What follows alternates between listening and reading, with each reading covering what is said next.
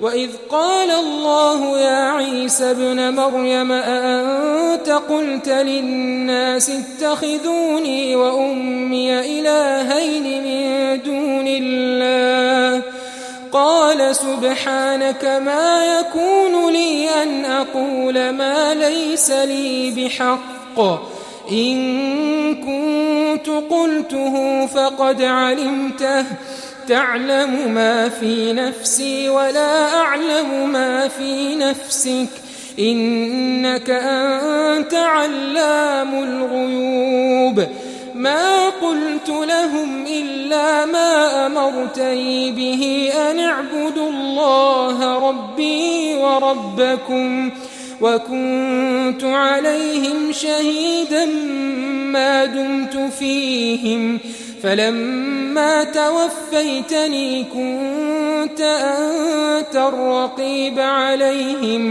وَأَنْتَ عَلَى كُلِّ شَيْءٍ شَهِيدٌ إِن تُعَذِّبْهُمْ فَإِنَّهُمْ عِبَادُكَ وَإِن تَغْفِرْ لَهُمْ فَإِنَّكَ أَنْتَ الْعَزِيزُ الْحَكِيمُ قال الله هذا يوم ينفع الصادقين صدقهم لهم جنات تجري من تحتها الأنهار خالدين فيها أبدا رضي الله عنهم ورضوا عنه ذلك الفوز العظيم لله ملك السماوات والأرض وما فيهن وهو على كل شيء قدیر۔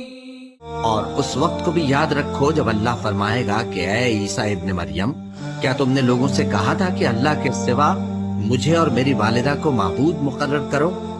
وہ کہیں گے کہ تو پاک ہے، مجھے کب شایع تھا کہ میں ایسی بات کہتا جس کا مجھے کچھ حق نہیں۔ اگر میں نے ایسا کہا ہوگا تو تجھ کو معلوم ہوگا، کیونکہ جو بات میرے جی میں ہے تو اسے جانتا ہے، اور جو تیرے جی میں ہے اسے میں نہیں جانتا۔ بے شک تو علام الغیوب ہے۔ میں نے ان سے کچھ نہیں کہا بجز اس کے جس کا تو نے مجھے حکم دیا، وہ یہ کہ تم اللہ کی عبادت کرو جو میرا اور تمہارا سب کا پروردگار ہے، اور جب تک میں ان میں رہا ان کے حالات کی خبر رکھتا رہا۔ پھر جب تو نے مجھے دنیا سے اٹھا لیا تو تو ہی ان کا نگراں تھا، اور تو ہر چیز سے خبردار ہے۔ اگر تو ان کو عذاب دے تو یہ تیرے بندے ہیں، اور اگر انہیں بخش دے تو تیری مہربانی، اس لیے کہ تو ہی غالب ہے، حکمت والا ہے۔ اللہ فرمائے گا کہ آج وہ دن ہے کہ سچوں کو ان کی سچائی ہی فائدہ دے گی۔ ان کے لیے باغ ہیں جن کے نیچے نہریں بہہ رہی ہیں، ہمیشہ ہمیشہ وہ ان میں بستے رہیں گے۔ اللہ ان سے خوش ہے اور وہ اللہ سے خوش ہیں، یہی بڑی کامیابی ہے۔ آسمان اور زمین اور جو کچھ ان دونوں میں ہے سب پر اللہ ہی کی بادشاہی ہے، اور وہ ہر چیز پر قادر ہے۔